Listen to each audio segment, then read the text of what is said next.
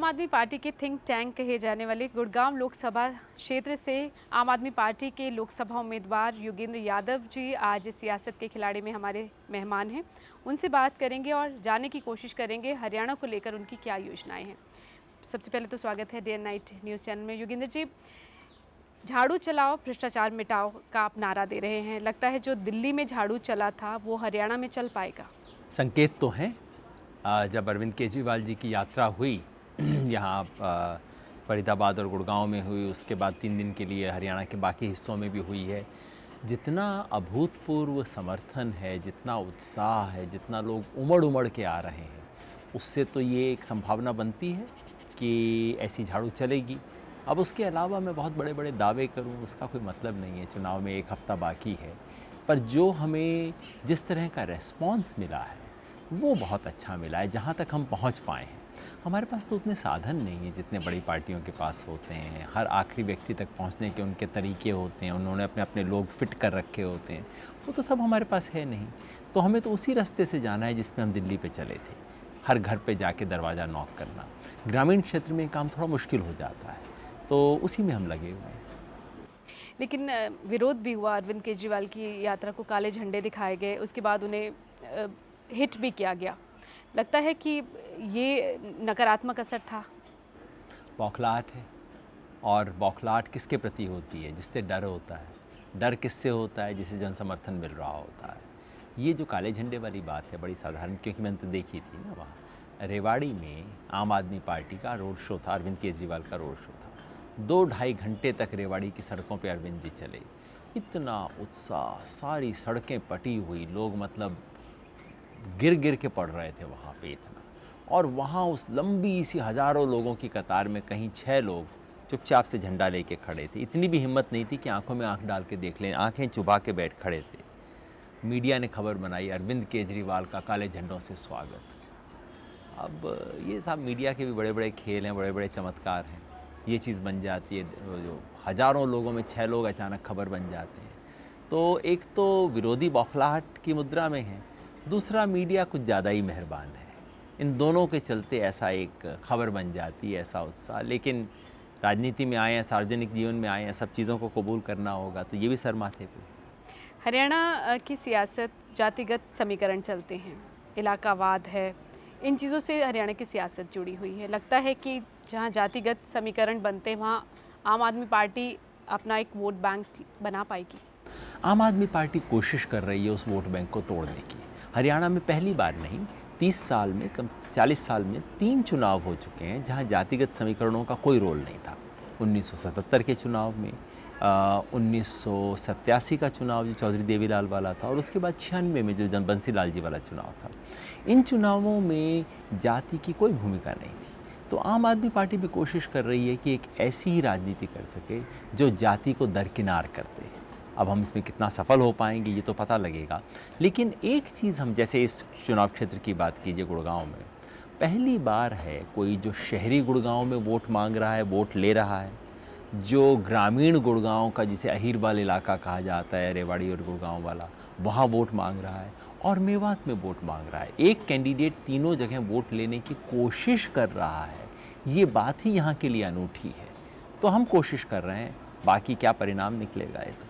गुड़गांव से राव इंद्रजीत हैं, कांग्रेस से बीजेपी में चले गए हैं। जाकिर हुसैन है जो पिछली बार लोकसभा चुनाव में दूसरे नंबर पर रहे थे। कांग्रेस भी है, बसपा भी है। लगता है कि आम आदमी पार्टी को यहाँ वोटर से समर्थन मिल पाएगा?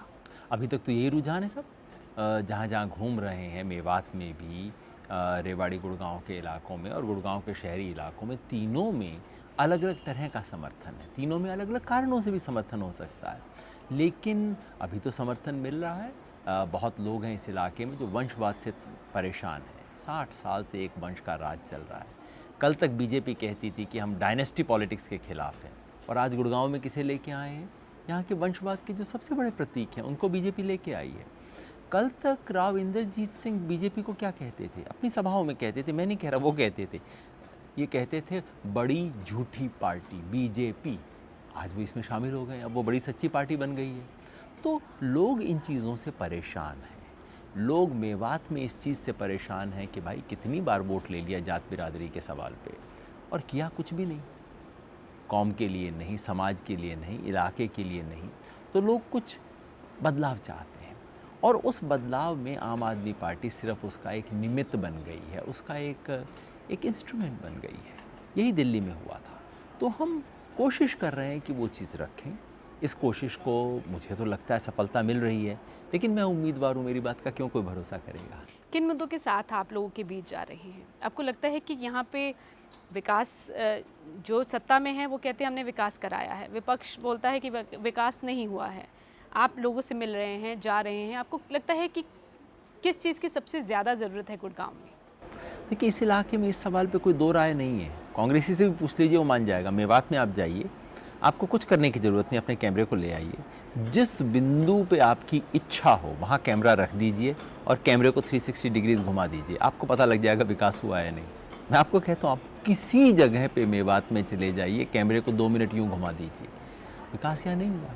ये हर कोई मानता है, इसमें कोई दो राय है ही नहीं इस इलाके के बारे में। तो बाकी इलाकों में दो राय हो सकती है, बहस हो सकती है, यहाँ तो विकास का ना होना तो एक सर्वविदित तथ्य है। हम किन सवालों को उठा रहे हैं?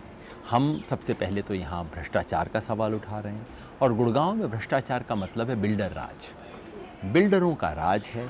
एक तरफ किसानों को लूट रहे हैं, उनकी ज़मीन ली जा रही है, दूसरी तरफ इनके जो अपने रेजिडेंट्स हैं उनको लूटा जा रहा है।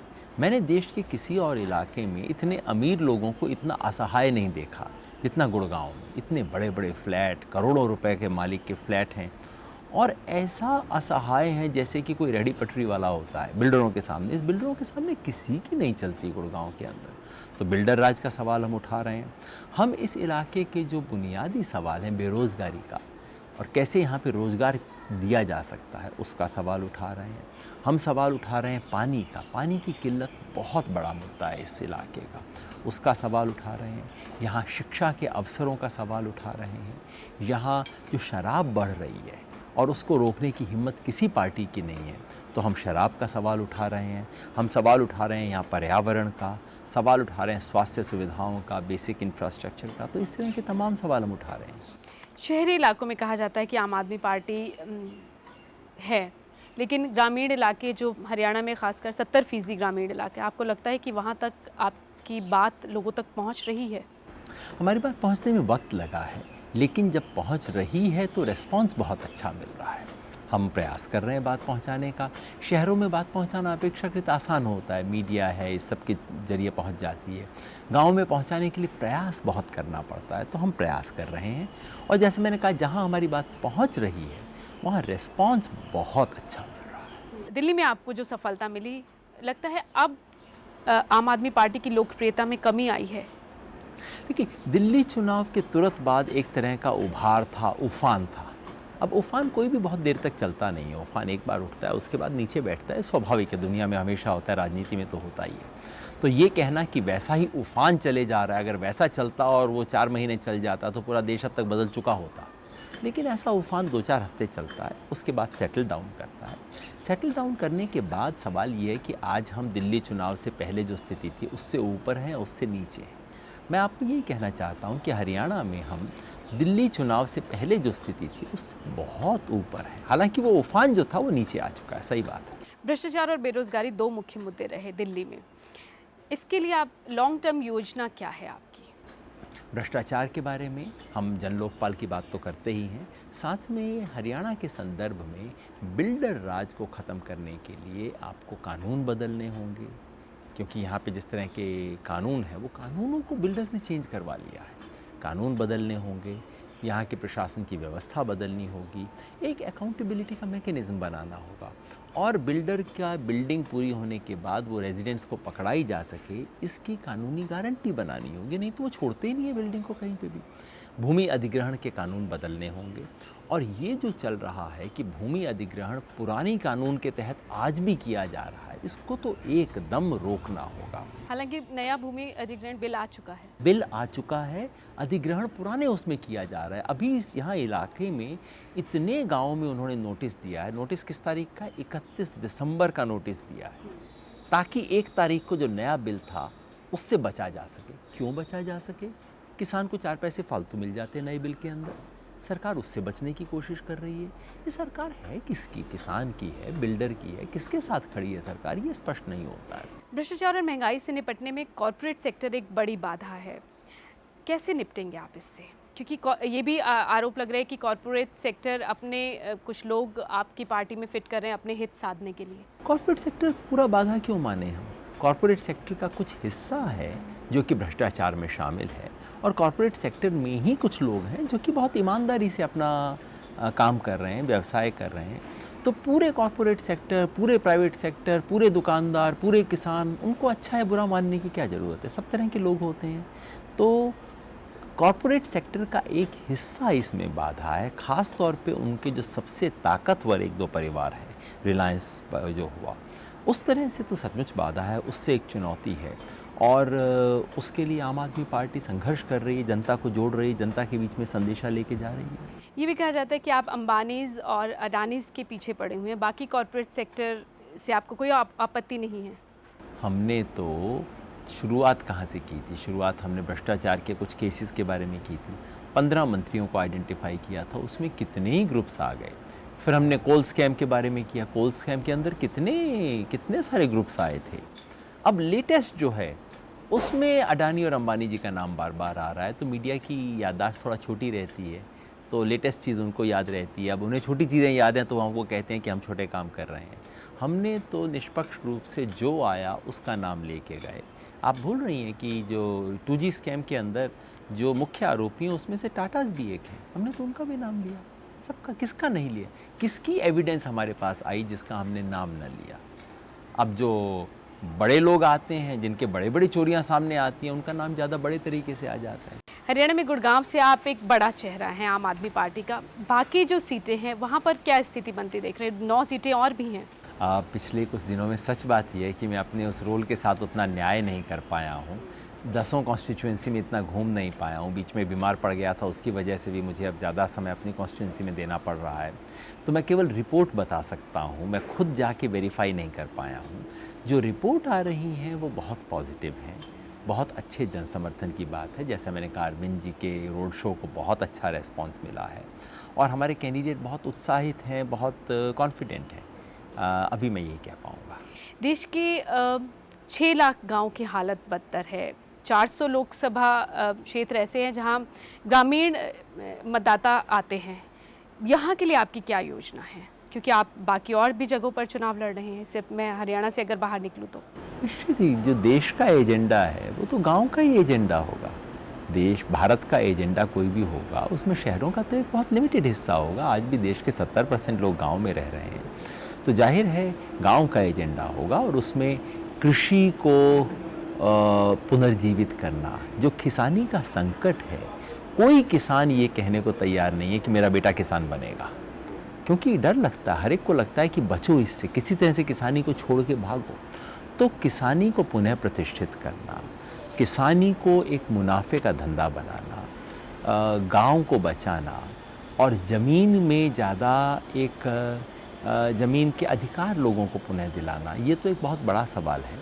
जल जंगल ज़मीन के जो पूरे सवाल हैं वो आम आदमी पार्टी ने हमेशा उठाए हैं, उठाएंगे, ताकि स्थानीय संसाधनों का अधिकार आम आदमी के पास हो। और ये जो हमने मोहल्ला समिति वगैरह वाला सवाल दिल्ली में उठाया था, उसकी मूल प्रेरणा तो ग्राम स्वराज से है। तो गांव को स्वराज, गांव के अंदर अपने निर्णय खुद लेने की क्षमता होना, वो तो आम आदमी पार्टी का एक सेंट्रल प्लैंक होगा ही होगा। दिल्ली में जो भी कुछ हुआ, अरविंद केजरीवाल मुख्यमंत्री बने और उसके बाद जो भी हुआ, ये कहा गया कि दिल्ली से भागे हैं अरविंद केजरीवाल, और ये भी कहा गया कि अपने वादों से बचने के लिए उन्होंने ये सब किया ताकि लोकसभा चुनाव के लिए वो फ्री हो सके। एक भगोड़ा करार दिया गया, कांग्रेस भी यही कहती रही, बीजेपी भी यही कहती, हालांकि कांग्रेस ने आपको वहाँ समर्थन भी दिया था। लगता है कि उसे छवि को धक्का पहुँचा है आम आदमी पार्टी की। मीडिया ही बनाता है जी, मीडिया ही धक्का दे देता है। जो तथ्य हैं वो सिंपली ये हैं कि हमने जिस, आपने कहा वादे पूरा कर नहीं सके, बिल्कुल सही बात है। हमने जनता को वादा किया था कि हम ये भ्रष्टाचार विरोधी कानून लाएंगे, ये हमारा सेंट्रल प्लैंक था। इस वादे को लेके हम चुनाव में गए, इसके आधार पे हमने सरकार बनाई। कांग्रेस बीजेपी हमें करने नहीं दे रहे थे। अगर नहीं कर सके उसके बाद क्या फ़र्ज़ बनता है एक ईमानदार पार्टी का? कहे कि भाई हम नहीं कर पा रहे, हम छोड़ते हैं। आप ये सोचिए, अगर हम सत्ता पे चिपके रहते तब आप मुझसे क्या सवाल पूछ रही होती? तब आप कहती, जो बाकियों से नहीं पूछा जाता है, लेकिन तब आप कहती, अरे बेशर्मो, तुमने इस नाम पे चुनाव लड़ा, वो हो नहीं सका, फिर भी तुम कुर्सी पे चिपके रहे। तो दो तरह की पार्टियां हैं जी। वो जो कि किसी मुद्दे को लेके आती हैं और सत्ता में आने के बाद वो मुद्दा भूल जाती हैं। बीजेपी देखिए क्या कहते थे, मंदिर वहीं बनाएंगे, सब कुछ हो गया। मैं मंदिर के पक्ष में कतई नहीं हूँ मंदिर बनाने वाली राजनीति के, पर देखिए तो जिस वादे पे इन्होंने चुनाव लड़ा उस वादे को भूल गए, कुछ किया नहीं, केंद्र में भी रह गए, उत्तर प्रदेश में भी रह गए, कुछ नहीं किया, कुर्सी पे चिपके रहे। वो अच्छा है या कि वो मुख्यमंत्री जो कहता है कि ये मेरा वादा था, अगर नहीं कर पाऊंगा तो अलग होऊंगा? वादे से चिपकना अच्छा है या कि कुर्सी से चिपकना अच्छा है? मैं तो हैरान हूँ। जब लाल बहादुर शास्त्री ने काम किया पूरे देश ने सलाम किया। आज देखिए देश का मिजाज भी कैसा बदल गया है। आज जब कोई वादे पे चिपकना चाहता है, कुर्सी छोड़ना चाहता है, तो सारा मीडिया भेड़िए की तरह उसके पीछे। क्या हो गया हमारी चीज़ों को? पर तरीके पर सवाल उठे कि तरीका सही नहीं था उनका, जो भी उन्होंने किया, धरने पर बैठे और जिस तरह से भी उन्होंने काम करवाने की कोशिश की, उस पर सवाल उठे कि अनुभव नहीं है आम आदमी पार्टी को, इस वजह से ये इस तरह से ड्रामे कर रहे हैं। अनुभव नहीं है, इसमें तो कोई शक ही नहीं है। वो तो एल्बर्ट पिंटो को गुस्सा क्यों आता है, उसने पूछा था कि साहब आपने पहला टायर बनाने से पहले कितने टायर बनाए थे? नहीं बनाए थे। अनुभव नहीं है, इसमें तो कोई शक ही नहीं है। लेकिन अनुभव न होने के कारण जो हमने किया वो क्या गलत ही था? कुछ नए प्रयोग हैं। मुख्यमंत्री धरने पे बैठे, इससे क्यों हम घबराएं? इससे पहले भी देश के 5-7 मुख्यमंत्री कर चुके हैं और वो मुद्दे अगर उससे हाईलाइट होते हैं जो कि अन्यथा नहीं हो पाते, तो इसमें क्या घबराहट की बात है? 2-4 हमने भी गलतियां की होंगी, 2-4 चीज़ें हमने सीख पे ली होंगी। सवाल ये है कि क्या हम एक नई पार्टी से बिल्कुल वही तरह की राजनीति और सरकार की उम्मीद करते हैं जो आज तक चलती आई हैं? अगर वही थी तो पलट के आप कहते कि लीजिए नई पार्टी को लाए भी, काम तो आपने भी बिल्कुल वही किया, सेक्रेटेरिएट में बैठ गए, फाइलों पे साइन करते रहे, बाहर झांका नहीं। ये सब जिसने झांक लिया उस पर ये कि आपको राजनीति करनी नहीं आती, आपको सरकार चलानी नहीं आती। हम क्यों ऐसा करते हैं? कुछ ताजगी तो होनी चाहिए ना, आने दे कुछ ताज़ी हवा। कुछ गलतियाँ भी हो जाएंगी, मैं नहीं कहता हमसे गलतियाँ नहीं हुई, 4 गलतियाँ हो जाएंगी, सीख लेंगे। नीयत तो ख़राब नहीं है, भ्रष्टाचार तो नहीं कर रहे, बेईमानी तो नहीं कर रहे, सत्ता पे चिपक तो नहीं रहे। ये तो बदलाव है ना इस देश में। अनुभव नहीं है, आप खुद मान रहे हैं, लेकिन बिना अनुभव के क्या प्रदेश और देश को चलाया जा सकेगा? अगर हम ये मान लें कि केवल अनुभव वाले इस देश को चला सकते हैं, फिर तो साधारण सी बात है, जो पार्टियां पिछले 50 साल से 60 साल से इस देश में राज कर रही हैं उन्हीं को देना चाहिए। फिर हम चुनाव क्यों करते हैं? देख लिया करें कि सबसे ज़्यादा अनुभव किसको है। सबसे ज़्यादा अनुभव उसी को होगा जिसने सत्यानाश किया होगा उस इलाके का। तो जिसने सत्यानाश किया उसको और सत्यानाश करने का दिया जाए, ये तो हो नहीं सकता ना। आपको नए लोगों को लाना होगा, नए विचारों को लाना होगा। राजनीति में जब जब कुछ अच्छा हुआ है तब हुआ है जब कुछ नए लोग आए हैं, जब कुछ ताज़ा हवा आई है। और ताज़ा हवा आती है तो कुछ चीज़ें तो उखड़ती हैं उससे इतना उद्विग्न क्यों होते हैं, इतने परेशान क्यों होते हैं? ताजगी की ज़रूरत है इस देश की राजनीति में। अनुभव तो ज़रूरत से ज़्यादा है साहब। चोरी करने का अनुभव, बेईमानी का अनुभव, तिकड़मों का अनुभव, दारू बांटने का अनुभव। कुछ ऐसे लोगों को लाएं ना हम जिनको ये सब अनुभव ना हो, जो थोड़ा सोचने को तैयार हों, जो बीच बीच में कहें लेकिन देश के लिए अच्छा नहीं है। ये बातें तो हम कहना ही भूल गए हैं, सोचना ही भूल गए हैं। अब ये तो कहा जाए कि देश के लिए अच्छा नहीं है।